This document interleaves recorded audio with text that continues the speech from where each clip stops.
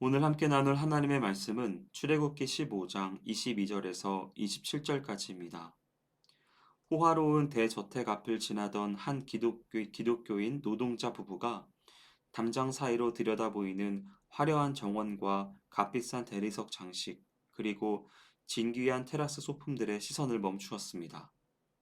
부부가 서로 말은 하지 않았지만 그들의 눈망울엔 부러움과 한탄과 다소 불평이 섞인 묘한 빛이 감돌고 있었습니다.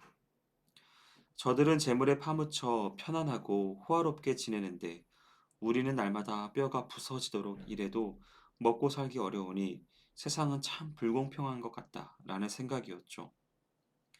잠시 이런 생각을 하던 그들은 이내 발길을 돌려 보금자리로 향하였습니다. 아무 말 없이 서로 집에 다다르자 새 아이가 꾸밈없는 즐거운 표정으로 밝은 미소를 띠며 그들에게 달려왔습니다. 그때 이들은 깨달았습니다.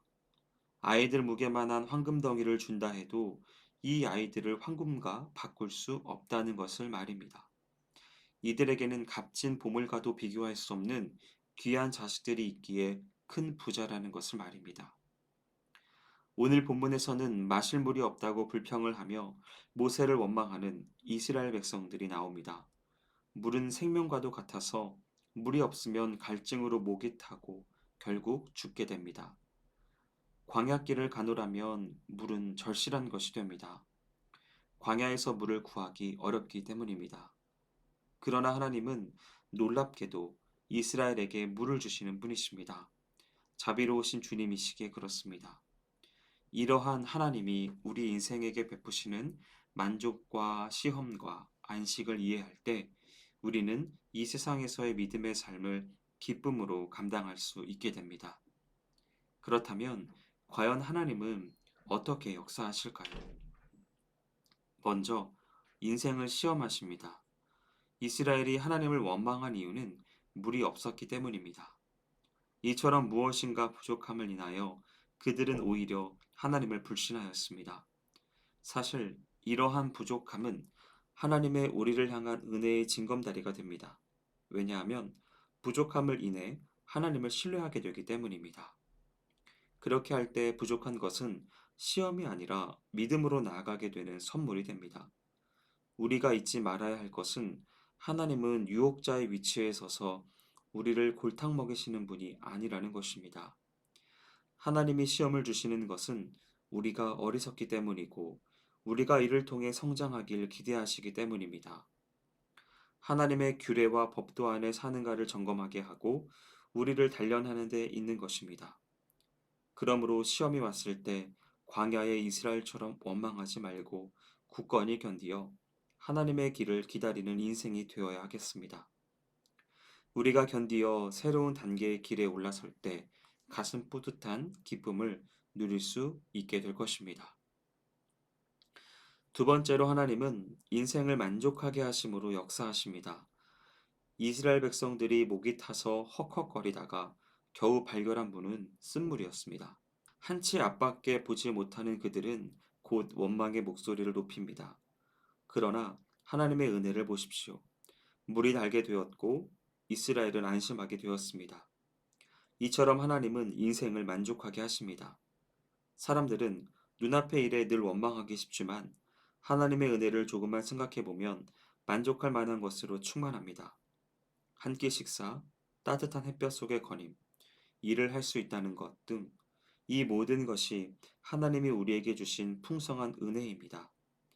그러므로 우리는 조그마한 일에도 만족을 느끼고 마음을 하나님께로 향해야 하겠습니다. 마지막으로 인생에게 안식을 주십니다. 광야의 사막에서 오아시스를 발견한 이스라엘은 매우 만족했을 것입니다.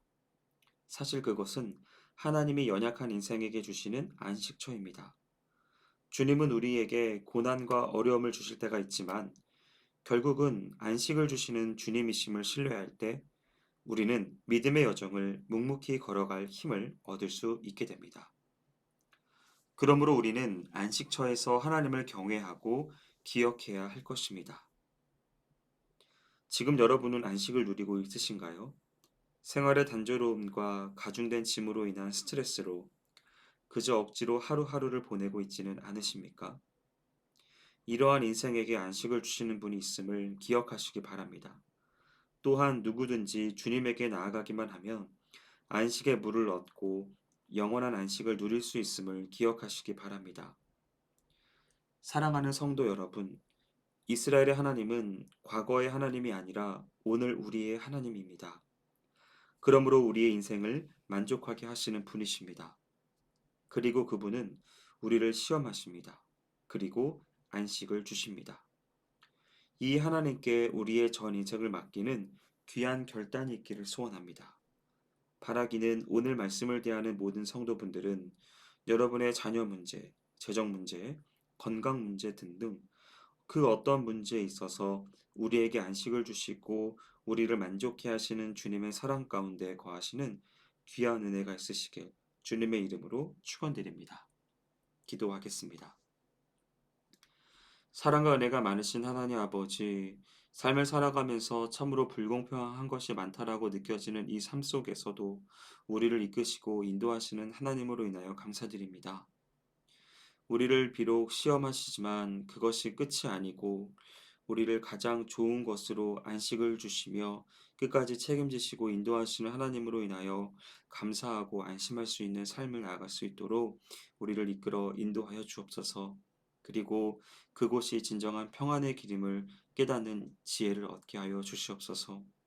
행하실 주님을 기대하오며 모든 말씀 예수님의 이름으로 기도합니다. 아멘.